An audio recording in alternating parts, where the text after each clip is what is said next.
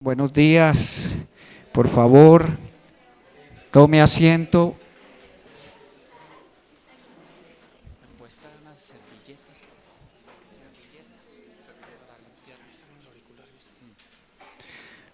Muy buenos días, iglesia. Nos llena de alegría ver la casa del Señor, llena de personas sedientas por escuchar el mensaje de salvación, el mensaje que sabemos que trae vida, que trae restauración, que trae cambio, y es el que el mundo necesita, un mensaje de esperanza, más que un mensaje positivo, es un mensaje que cambie nuestros corazones y nuestras vidas. Antes de que los niños salgan, ellos nos van a exponer algo que hicieron ayer, una canción. Ayer se celebró acá en la iglesia la fiesta de la Biblia y ellos nos presentaron una canción y queremos que hoy lo hagan nuevamente para toda la iglesia. Entonces le pido a los niños que por favor vengan acá todos. Recuerden organizarse como estaban ayer aquí al frente. ¿Por qué estamos pensando en la importancia de la palabra de Dios en este mes? Porque se le da más promoción a la fiesta de Halloween que a lo que realmente debería hacérsele, que es a la Biblia, la palabra de Dios. Recuerde que el 31 de octubre de 1517 fue que Martín Lutero pegó o colgó las 95 tesis en la iglesia de Wittenberg, y esto trajo un cambio considerable a la iglesia, y gracias a ese cambio es que hoy estamos acá, dispuestos para defender la palabra de Dios, para llevarla siempre en alto y no avergonzarnos del Evangelio de Jesucristo.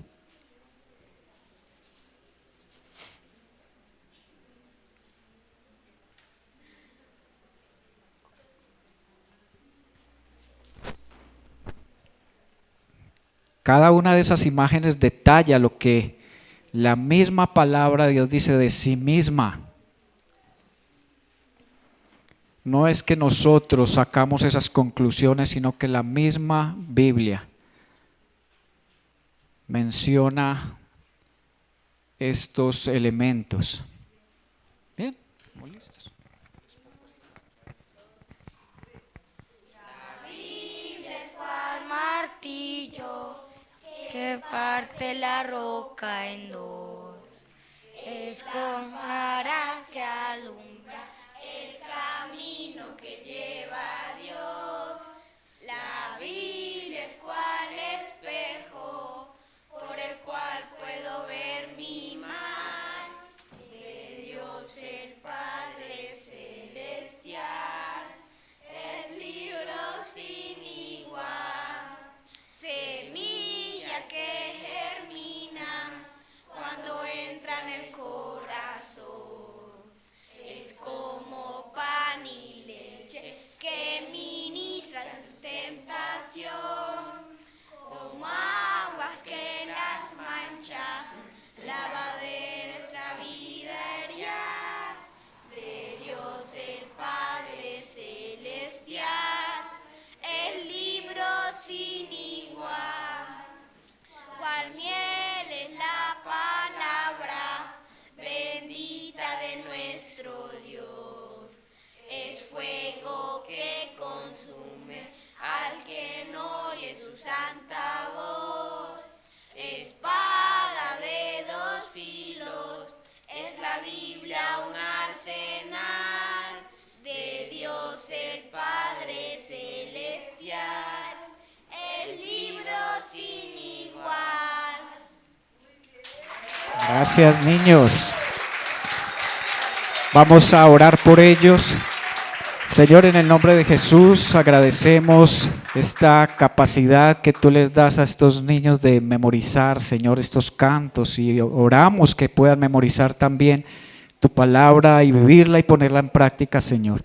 Guarda sus mentes y sus corazones, Señor, y haz que sus corazoncitos sean tierra fértil, donde tu palabra, que está siendo sembrada continuamente, no solo por los maestros de escuela dominical, sino también por sus padres, Señor, pueda dar fruto abundante, el fruto que tú esperas recoger, tanto de ellos como de nosotros, Señor. Llévalos con bien, Señor, hasta su lugar de clases. Dios, abre su entendimiento y dispón sus corazones, Señor, para estar atento a recibir ese mensaje de salvación. Amén y amén.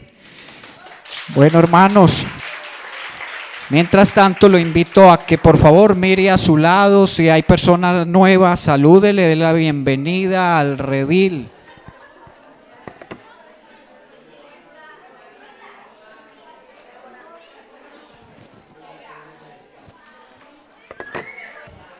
A quienes vienen hoy por primera vez les damos la bienvenida a esta familia llamada El Redil. Esperamos que usted, desde que entró, sienta el amor de Dios, sienta su gracia, que a través de su palabra también pueda oír su voz en esta mañana, no solo confrontándole, sino animándole, dándole esperanza en Cristo Jesús. Si usted viene por primera vez, al final queremos darle más información acerca de nuestra iglesia y un detallito también, un obsequio de parte nuestro para que lleve a casa y comparta con su familia. Hermanos, ¿en qué libro es que estamos? El libro de Samuel. ¿Cómo se llama la serie de predicaciones? ¿Cómo escuchar la voz de Dios? Muy bien. Así que le pido vaya al primer libro de Samuel, capítulo 9. Hoy vamos a tener una lectura típica porque voy a leer 2 capítulos de corrido. Así que preste atención, no se me distraiga, tome su Biblia o mire aquí en el que se va a proyectar la lectura que vamos a hacer. Mientras leemos, por favor, quiero que piense en qué partes de esa narración vemos la soberanía de Dios. Donde vemos también que Dios es bueno, a pesar de este pueblo que Él está pastoreando y dirigiendo, que es la nación de Israel. También a medida que lee, dése cuenta que nosotros como Israel, el nuevo Israel espiritual, somos semejantes o muy parecidos a esta nación a la que hace referencia Samuel, porque se considera que parte de este libro lo escribió el profeta Samuel. Tal vez luego de su muerte fue escrito por cronistas que recopilaron toda esta información.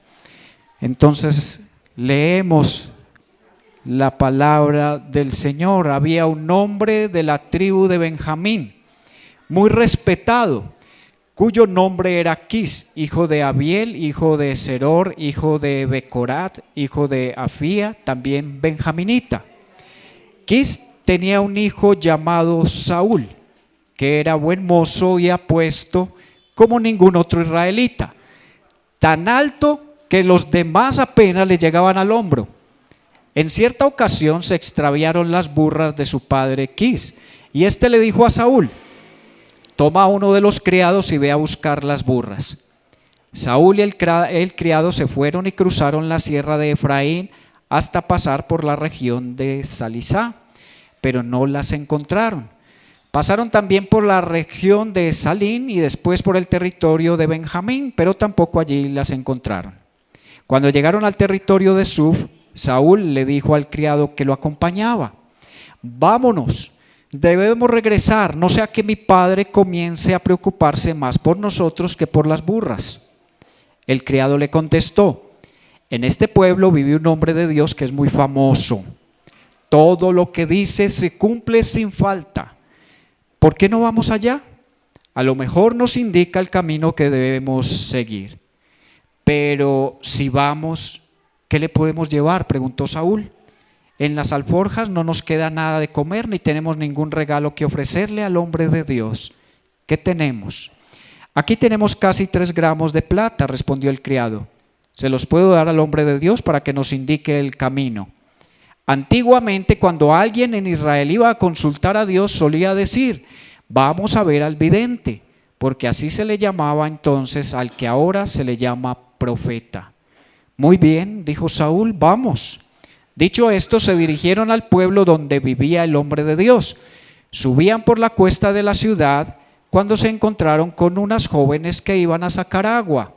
Les preguntaron: ¿se encuentra por aquí el vidente?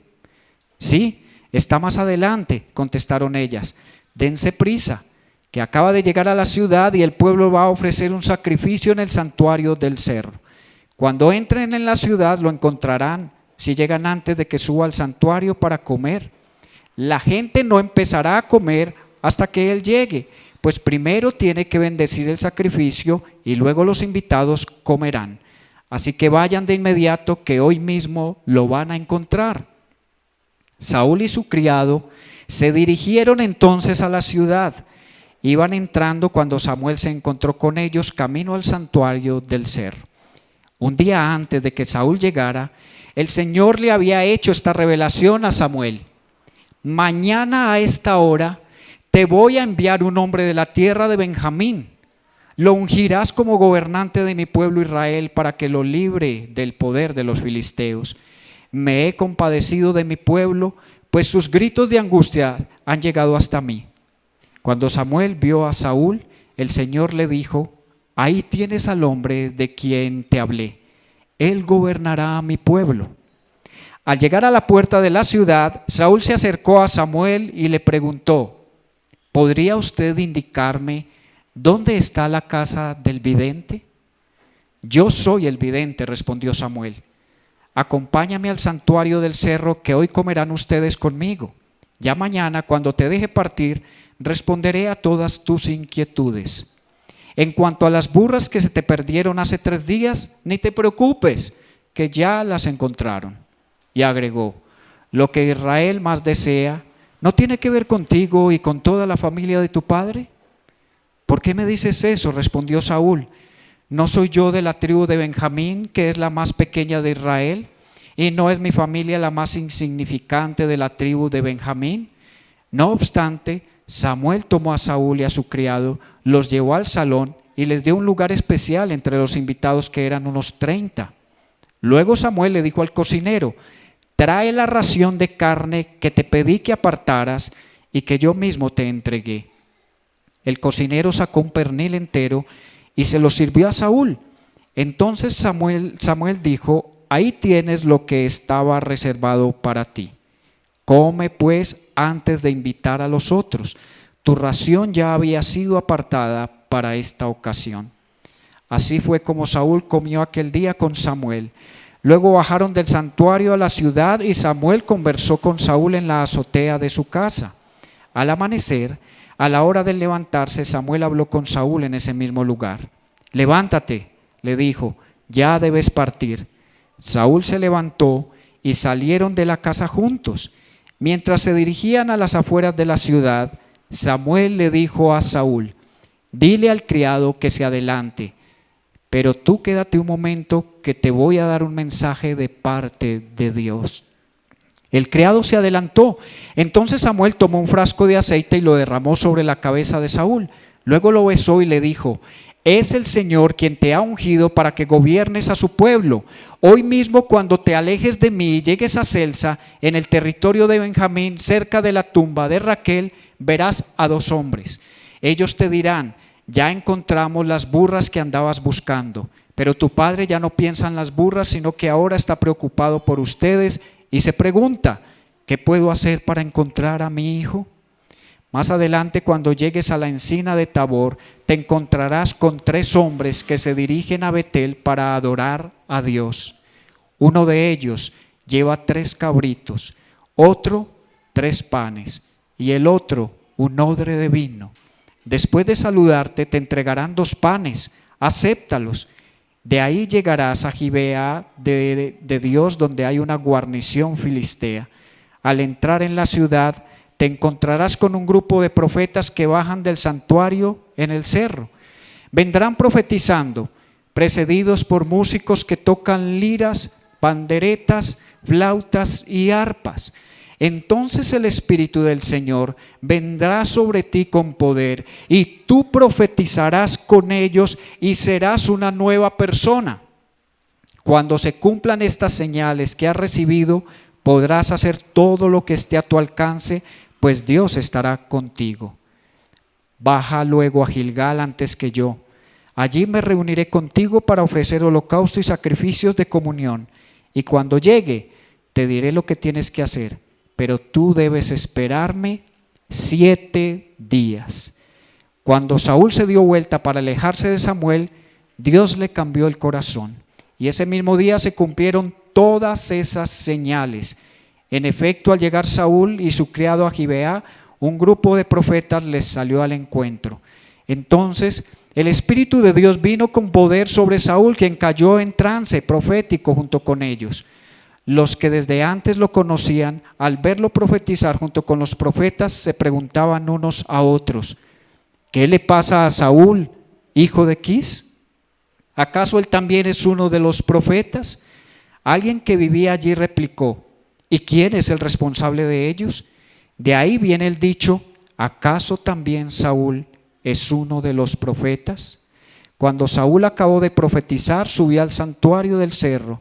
Su tío les preguntó a él y a su criado: ¿y ustedes dónde estaban? Andábamos buscando las burras, respondió Saúl, pero como no dábamos con ellas, fuimos a ver a Samuel. Cuéntame lo que les dijo Samuel, pidió el tío de Saúl. Nos aseguró que ya habían encontrado las burras. Sin embargo, Saúl no le contó a su tío lo que Samuel le había dicho acerca del reino. Después de esto, Samuel convocó al pueblo de Israel para que se presentara ante el Señor en Mizpa. Allí les dijo a los israelitas: así dice el Señor Dios de Israel: yo saqué a Israel de Egipto, yo los libré a ustedes del poder de los egipcios y de todos los reinos que los oprimían. Ahora, sin embargo, ustedes han rechazado a su Dios, quien los libra de todas las calamidades y aflicciones. Han dicho: no, danos un rey que nos gobierne. Por tanto, preséntense ahora ante el Señor por tribus y por familias. Dicho esto, Samuel hizo que se acercaran todas las tribus de Israel, y al echar la suerte fue escogida la tribu de Benjamín. Luego mandó que se acercara la tribu de Benjamín, familia por familia, y la suerte cayó sobre la familia de Matri y finalmente sobre Saúl, hijo de Quis. Entonces fueron a buscar a Saúl, pero no lo encontraron, de modo que volvieron a consultar al Señor. ¿Ha venido aquí ese hombre? Sí, respondió el Señor, pero se ha escondido entre el equipaje. Fueron corriendo y lo sacaron de allí. Y cuando Saúl se puso en medio de la gente, vieron que era tan alto que nadie le llegaba al hombro. Dijo entonces Samuel a todo el pueblo: miren, el hombre que el Señor ha escogido, no hay nadie como él en todo el pueblo. ¡Viva el rey!, exclamaron todos. A continuación, Samuel le explicó al pueblo las leyes del reino y las escribió en un libro que depositó ante el Señor. Luego mandó que todos regresaran a sus casas. También Saúl se fue a su casa en Gibea, acompañado por un grupo de hombres ilustres a quienes el Señor les había movido el corazón. Pero algunos insolentes protestaron: ¿y este es el que nos va a salvar? Y fue tanto su desprecio por Saúl que ni le ofrecieron regalos. Saúl, por su parte, no les hizo caso. Cierre sus ojos por un momento y vamos a permitir que el Espíritu de Dios obre en nuestra mente y en nuestro corazón a partir de este mensaje, de este texto.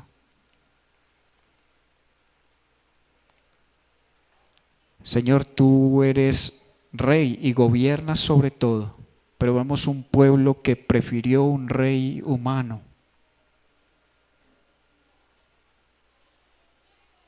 Y aunque esto no agradó a tus ojos, tú les permitiste tener un rey.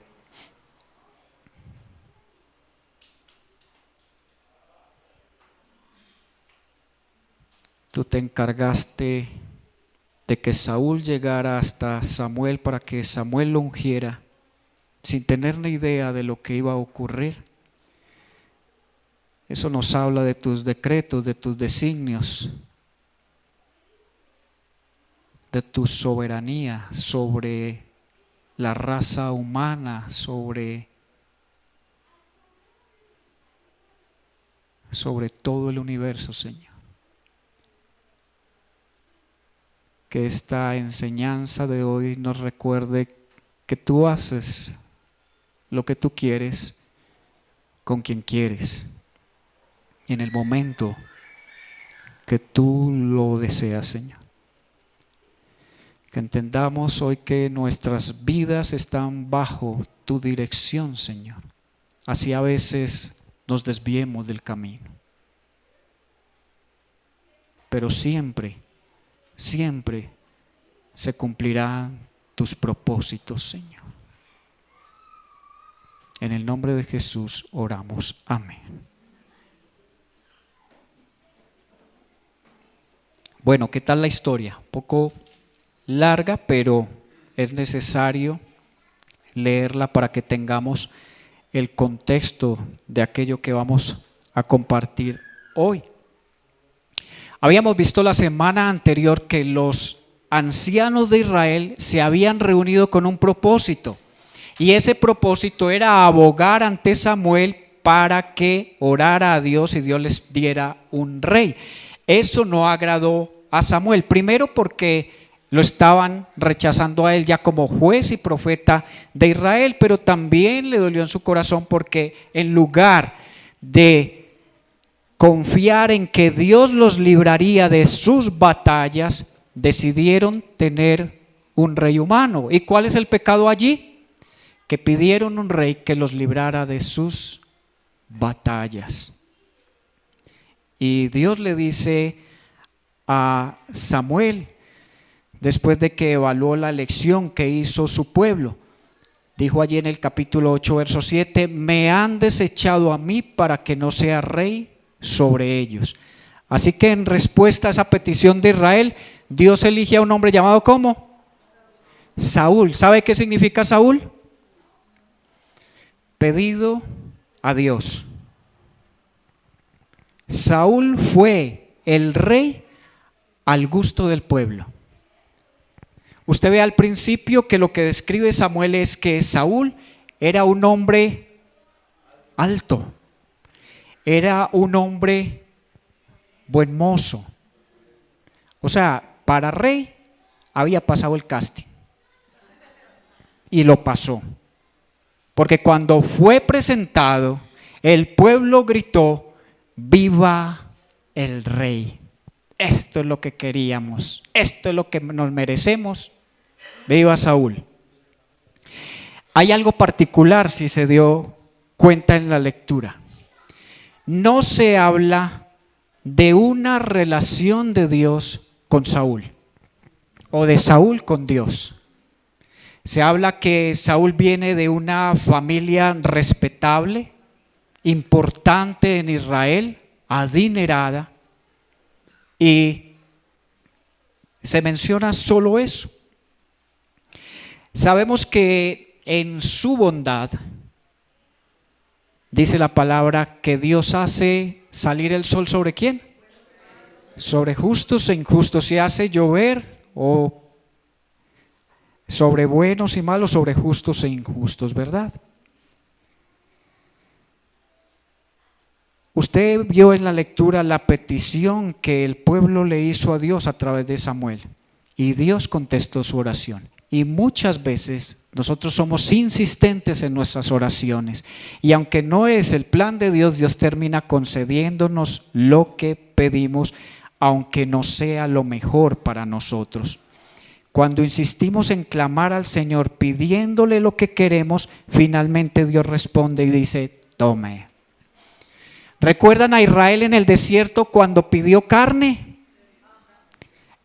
esa petición se hizo por un corazón incrédulo y rebelde. Y Dios les dijo, tomen carne. Y esa petición después trajo una gran mortandad en la nación. Cuando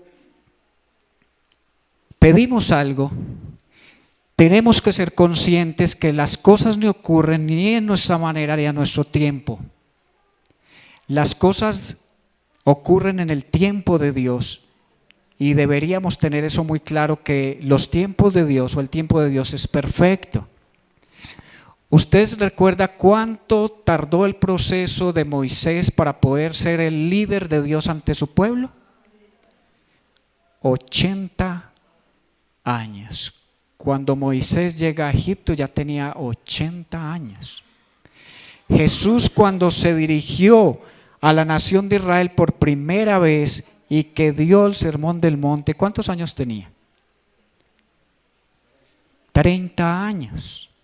Pero ya él sabía demasiadas cosas a los 12 años, porque a los 12 años fue al templo y tuvo una conversación con los sacerdotes que quedaron impresionados por la sabiduría de este niño.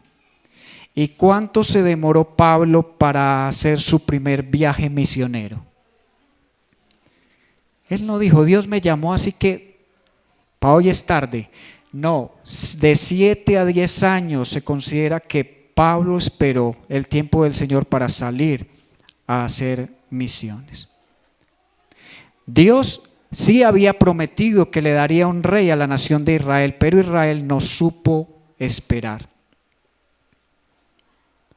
Dios le dio a Israel un rey que llenaba sus expectativas. Ellos quedaron deslumbrados ante la apariencia de Saúl.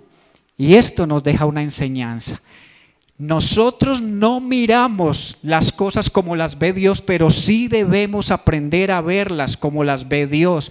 Dios no se deja impactar por lo externo, porque Dios mira el corazón de las personas. Muchas veces nosotros confiamos en personas o los menospreciamos, pero si tuviéramos la capacidad que tiene Dios de mirar el corazón, cambiaríamos la manera de pensar en cuanto a esas personas. Podemos decir que Saúl comenzó bien, pero pronto se volvió oscuro y disfuncional.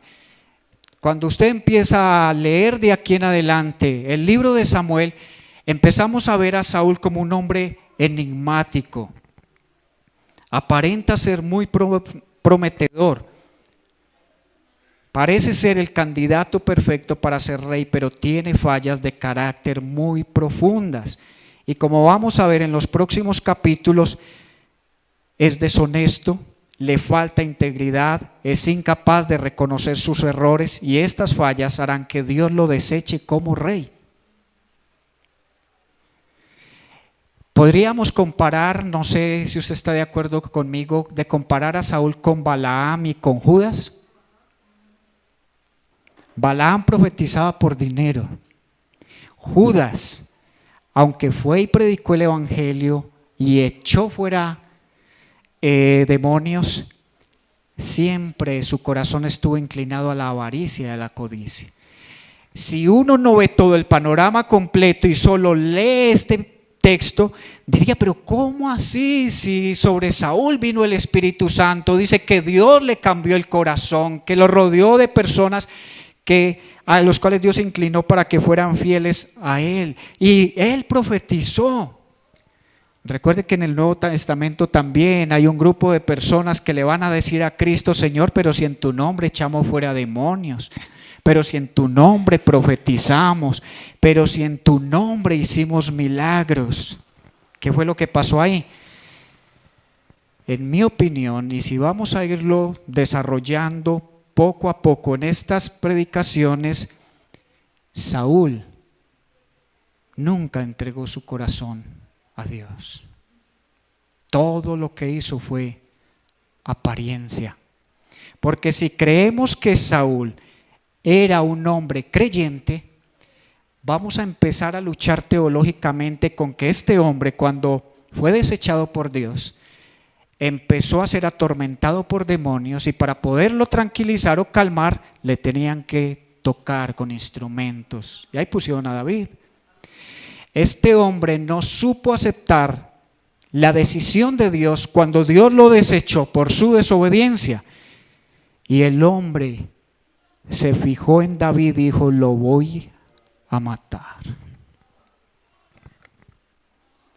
Cuando Samuel le pedía esperar, este hombre no sabía esperar, un hombre impaciente.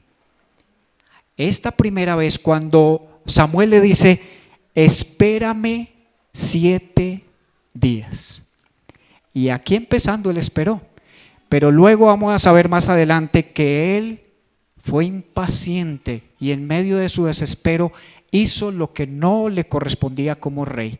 Tomó el lugar de Samuel como sacerdote y eso fue lo que determinó su caída. ¿A qué le invito esta mañana a que reflexionemos? A que es peligroso ocupar una posición cuando tu carácter no ha llegado hasta allá todavía.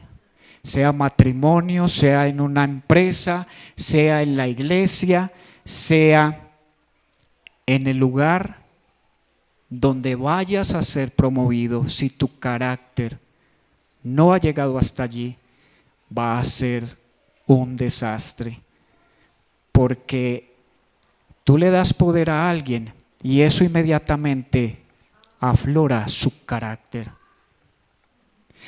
Saúl se considera que es un hombre alto, por encima de todos los del pueblo. Y este tiene pinta de ser un hombre que hable y que todo el mundo le obedezca.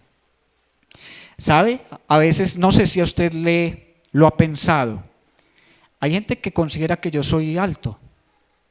Yo hubiera querido ser mucho más alto, si quiero 1,90, 95 y más grueso de lo que soy, obviamente, que ya más grande, así delgado, ahí sí que no ayuda. ¿Usted ha pensado en eso? ¿Por qué usted no creció más? ¿Cierto? Pero ¿sabe? Creo que lo importante aquí no es la estatura física, sino la estatura del alma. Tú debes preocuparte por crecer en tu espiritualidad todos los días. Algo que se ve que Saúl no tenía. Porque Saúl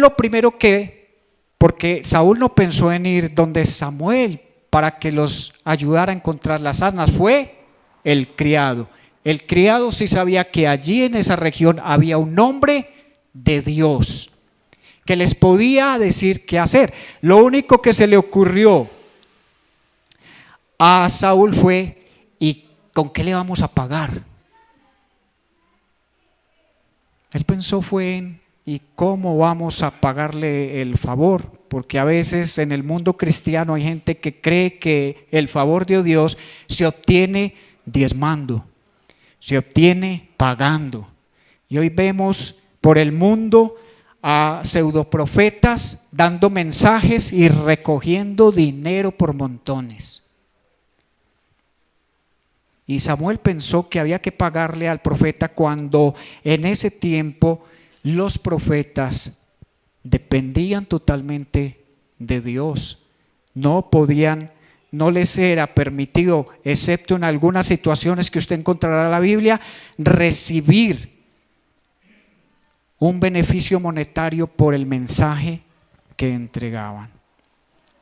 Saúl tal vez pensaba en este hombre como un vidente. Recuerde que los videntes eran en ese tiempo los que anunciaban eventos futuros y ese era el término que usaban las naciones paganas. Dios decidió cambiar ese nombre a profeta y se ve que Saúl no le había interesado saber quién era el profeta de Israel. Seguramente ni había ido con su familia a ofrecer sacrificios. Y llegó el momento de su vida a estar tan perdido que cuando Samuel muere, él va y busca una adivina. Allá nos lleva el desespero. en lugar de inclinarnos y buscar el rostro de Dios y su consejo sabio a través de su palabra y orar en el nombre de Jesús y esperar pacientemente el tiempo de Dios, salimos corriendo a solucionar nuestros problemas o nuestras necesidades a nuestra manera. Es que necesito una novia, un novio, ya. Necesito casarme ya. Necesito poner este negocio ya. Necesito irme de aquí ya. ¿Y cuánto tiempo llevas orando? No, como 2 horas, pero no he escuchado ni un murmullo.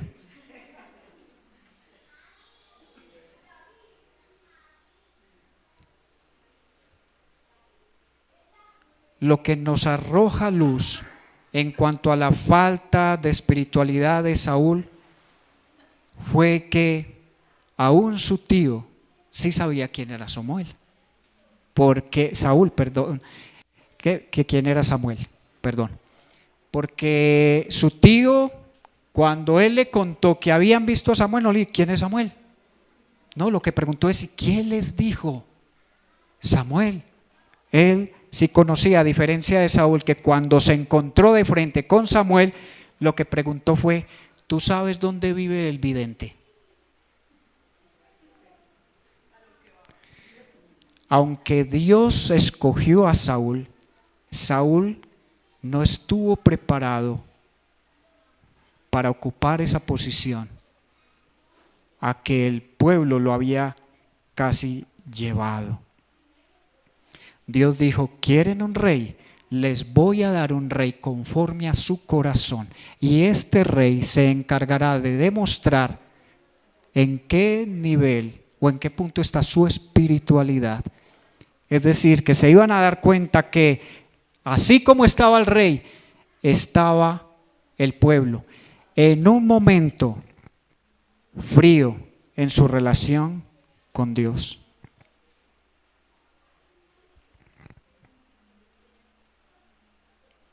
Los líderes que Dios asigna no desarrollan su integridad después de ser colocados en una posición.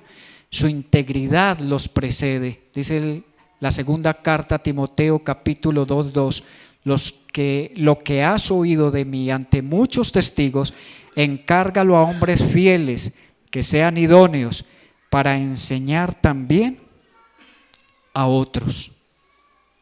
La pregunta que me gustaría hacerle es, ¿cree usted lo que dice la Biblia o vive lo que dice la Biblia? ¿Es el Evangelio su uniforme o su disfraz en lugar de ser su piel?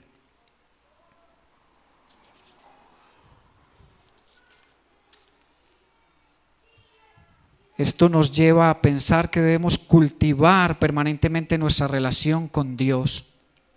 Ahí tenemos el ejemplo de José. José, el hijo de Jacob, aceptó el camino de Dios, fue obediente a la autoridad, fue intachable ante la tentación sexual, fue fiel a Dios, honesto, humilde y supo perdonar cuando debía hacerlo. Pero Jesús es nuestro más grande ejemplo de obediencia a Dios. Él es el Rey que Dios ha escogido para liberarnos y guiarnos en nuestro andar con Él. Ser irreprochable no es ser impecable, porque o pecamos hoy o pecaremos mañana o la próxima semana. Lo que Dios dice en ser irreprochable, lo escuchaban estos días del pastor Miguel Núñez, es en su lenguaje dominicano, es que no tengas cola en algún área de tu vida que alguien pueda pisar. Eso es integridad. Eso es lo que hay que desarrollar en nuestra vida y es carácter. Eso es lo que debemos buscar en un hombre de Dios o en una mujer de Dios. No sé si usted cuando llega a una iglesia siempre indaga cómo se inició esta iglesia. ¿Cómo fue el llamado del pastor a pastorear esta iglesia? Y a veces uno se da cuenta es que esta persona peleó con el pastor de su iglesia y toda esa gente que hay ahí fue que se los trajo. gracias a que habló y despotricó mal del pastor y del liderazgo allá y se trajo todo ese grupo. ¿Y por qué lo digo? Porque por estadísticas está confirmado. La mayoría de iglesias en América Latina son resultado de divisiones. No fue alguien que fue enviado a plantar esa iglesia, sino que él se hizo seguramente un autollamado y dijo: yo los puedo dirigir, yo también sé Biblia. Si necesitan consejo, yo los puedo aconsejar. Si necesitan que alguien cante, yo canto. Yo puedo hacer todo. Pero tenemos que recordar que un pastor no lo hace el que sea elocuente, el que tenga mucha formación teológica. Se requiere que tenga un buen testimonio, que esté continuamente buscando la dirección de Dios. Hoy vemos a cantidad de personas o de pastores dejando el ministerio porque no resistieron la presión, otros cediendo a la presión por las dificultades económicas, cediendo al adulterio, cediendo algunos a la homosexualidad, cediendo al licor. Y por eso vuelvo y repito, si tú estás puesto en una posición donde tu carácter no ha llegado, pronto se verá la caída, porque antes de la caída viene la altivez de espíritu. El pastor Jonathan Edwards decía: yo peco cuando oro, peco cuando me arrepiento, ya que mis intenciones no son totalmente puras. Es por eso que la oración debe ser elevada en el nombre de Cristo, lo cual quiere decir que uno debe pedir con sumisión a la voluntad de Dios y para su gloria. Todas las peticiones deben depender de este factor tan importante. Cierre sus ojos por un momento y piense las últimas oraciones que las ha hecho en el nombre de Jesús, confiando en Él como intercesor.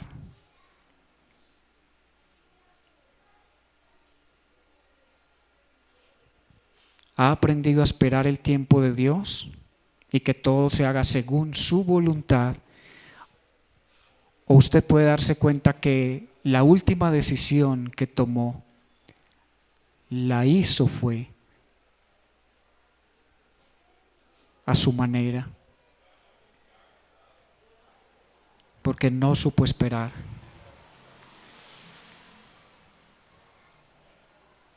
Porque no fue obediente al Señor,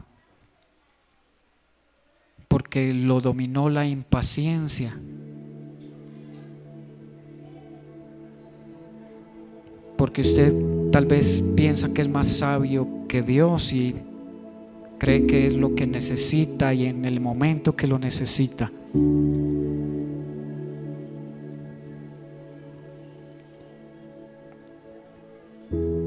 Señor, que estos capítulos que vamos a estar estudiando acerca de la vida de Saúl nos recuerde, Señor, que necesitamos que tú trabajes en nuestro corazón día a día, porque terminaremos, si no estamos cerca de ti, arruinando la vida de otros, Señor, dañando, destruyendo, difamando.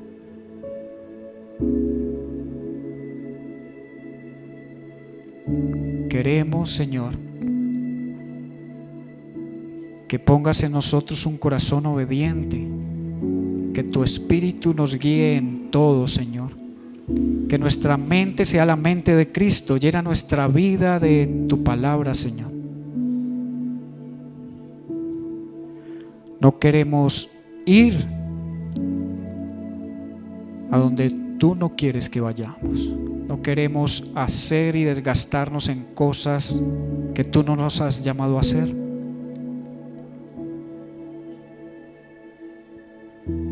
Queremos servir con las motivaciones correctas, Señor,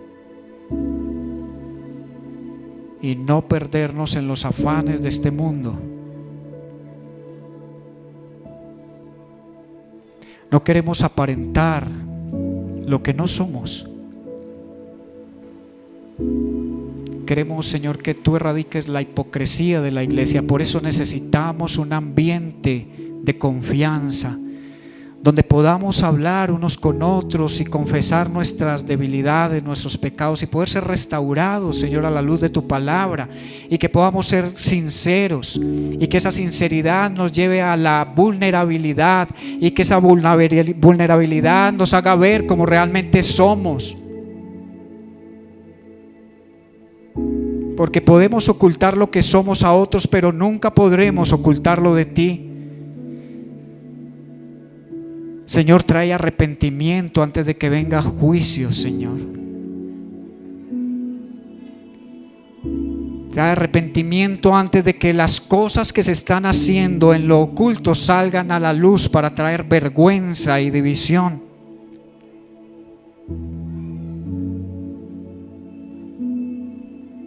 Ayúdanos a amarte cada día, Señor, para podernos amar unos a otros y aceptarnos tal cual somos, imperfectos, débiles, pecadores, tal vez muchos ya redimidos por la sangre de Cristo, pero sabemos que muchos que están entre nosotros, Señor, aún no han entendido que no son cristianos, que se imaginan o piensan que son cristianos, pero su corazón no ha sido sometido a ti, Señor. Siguen viviendo para sí, haciendo las cosas a su manera. Y eso es un engaño, Señor, es una trampa de Satanás. Así que vuelvo y clamo para que deshagas la mentira, la hipocresía en nuestras vidas, Señor, y en nuestra iglesia. Y saca a luz todo lo que tenga que salir, Señor. No permitas que el diablo, Señor, siga avanzando y ganando terreno en nuestras vidas y en la iglesia de Cristo, en el mundo, Señor.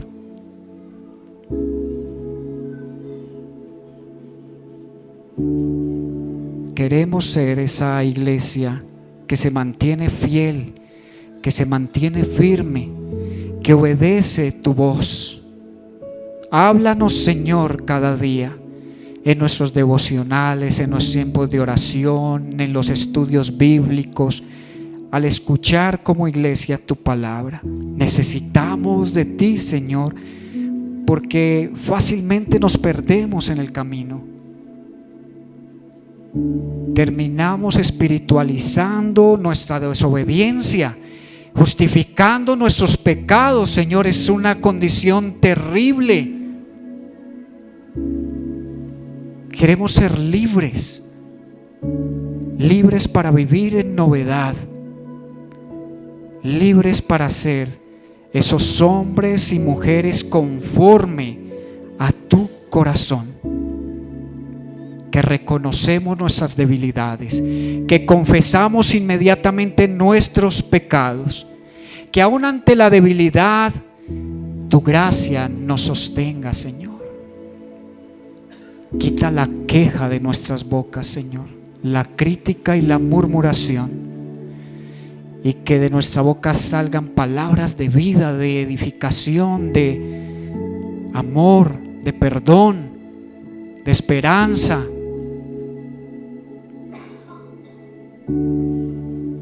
Cambia nuestro corazón, haznos nacer de nuevo, Señor.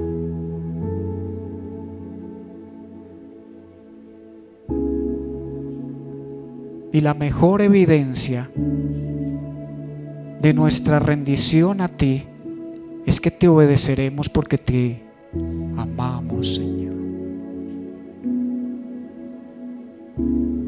Es difícil obedecer cuando no se ama. Es difícil confiar en alguien a quien no conocemos.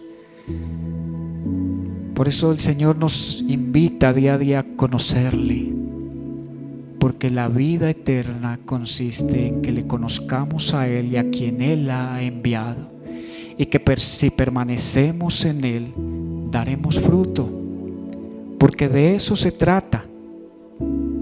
Hay tantos por ahí dando mensajes positivos, motivacionales, respaldados tal vez sí de milagros, pero eso no es lo que evidencia la espiritualidad, la relación personal de nuestra con Dios.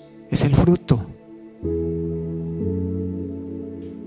es la evidencia del amor, del gozo, de la paz, de la paciencia, de la bondad, de la benignidad, de la fe, de la mansedumbre y del dominio propio en nosotros.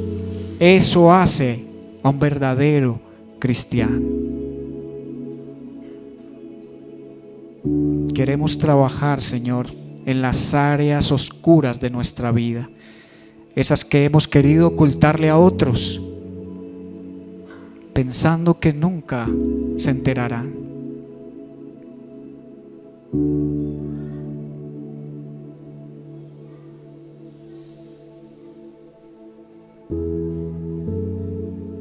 Guárdanos, Señor, de usar máscaras. A propósito de este mes donde se celebra el ocultismo, donde se celebra la oscuridad, las tinieblas, Señor, nosotros queremos celebrar que la luz vino al mundo y que la luz es Jesús, y que los que buscamos a Jesús es porque queremos que nuestras obras salgan a la luz y sean evidentes a otros, que podamos ser transparentes, genuinos, no copias. No queremos pretender ser lo que no somos, Señor.